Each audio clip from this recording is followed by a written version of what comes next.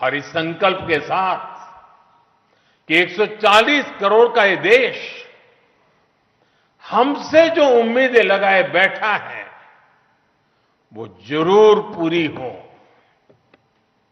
भारत का युवा, भारत की नारी शक्ति, भारत का मध्यम वर्ग, भारत के किसान, सबकी आकांक्षाएं, उनकी एस्पिरेशंस हमें पूरी करनी है।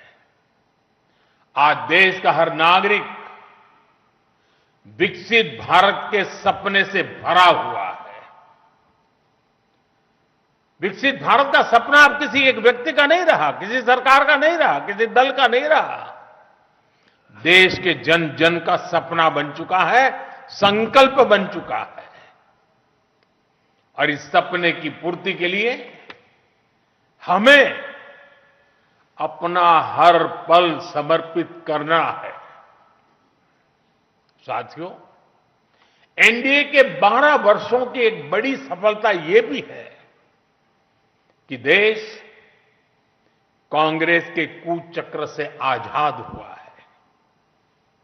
कांग्रेस ने देश को लाचारगी, बेचारगी और हीन भावना के गर्त में गिरा दिया था। देश को यही एहसास कराया जाता था कि भारत में विकास धीरे धीरे ही होता है, भारत में तेज विकास संभव ही नहीं है। और बड़ी ही चतुराई से इस धीमी विकास को एक नाम दिया था, हिंदू ग्रोथ रेट। यानी कार्यशैली कांग्रेस की, दायित्व कांग्रेस का, विफलता कांग्रेस की, लेकिन कलंक देश की बड़ी हिंदू आबादी के नाम लगाया गया। जबकि असल में इस कुसंस्कृति का नाम होना चाहिए था कांग्रेस ग्रोथ रेट। इस कांग्रेस ग्रोथ रेट में ना गवर्नेंस थी, ना नीति, ना नियत और ना ही निर्णय। साथियों, पहली बार अटल जी के नेतृत्व में एनडीए सरकार आई, तब जाकर हमें एक झलक दिखी कि विकास में गति कैसे आती है। लेकिन दुर्भाग्य से 2004 में देश फिर से अस्थिरता के बवंडर में और कांग्रेस के शिकंजे में फंस गया। विकास तो दूर की बात है, देश को कांग्रेस ने एक के बाद एक हजारों करोड़ रुपए के घोटालों में घसीट दिया। साथियों, देश का भाग्य फिर तब बदला जब 2014 में एनडीए की सरकार बनी।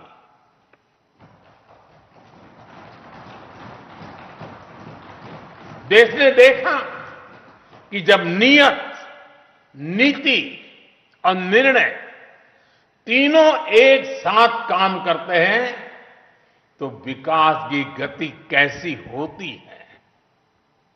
देश ने देखा कि जो काम दशकों में होते थे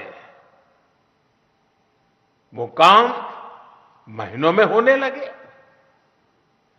2014 में 74 एयरपोर्ट से 2026 में 160 से अधिक एयरपोर्ट तक, 2014 में 1000 किलोमीटर एक्सप्रेसवे से 2026 में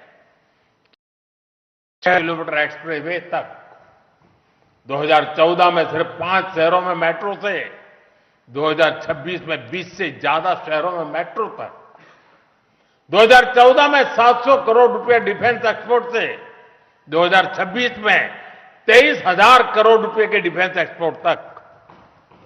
देश ने बहुत लंबी यात्रा तय की है। साथियों, 2014 में देश में केवल 25 करोड़ इंटरनेट यूजर थे। आज 100 करोड़ से अधिक यूजर इंटरनेट से जुड़े हैं। 2014 में डिजिटल पेमेंट्स ना के बराबर थे। आज भारत डिजिटल ट्रांजैक्शन में नंबर 1 देश है। 2014 में भारत अपनी जरूरत का ज्यादातर मोबाइल बाहर से मंगाता था। आज भारत 33 करोड़ से अधिक मोबाइल हैंडसेट खुद बनाता है। 2014 में सोलर क्षमता केवल 2.5 गीगावाट थी। आज यह 150 गीगावाट से अधिक है। 2014 में एथेनॉल ब्लेंडिंग केवल 1.5% था। आज यह 20% तक पहुंच चुकी है। 2014 में देश की एक भी सेमीकंडक्टर यूनिट नहीं थी। आज देश में बन रही 10 से ज्यादा सेमीकंडक्टर यूनिट्स भारत को आधुनिकता की तरफ ले जा रही है। साथियों, हमने देश की जरूरतों को अपनी नीतियों और निर्णयों का आधार बनाया। नई सोच से नए फैसले लिए।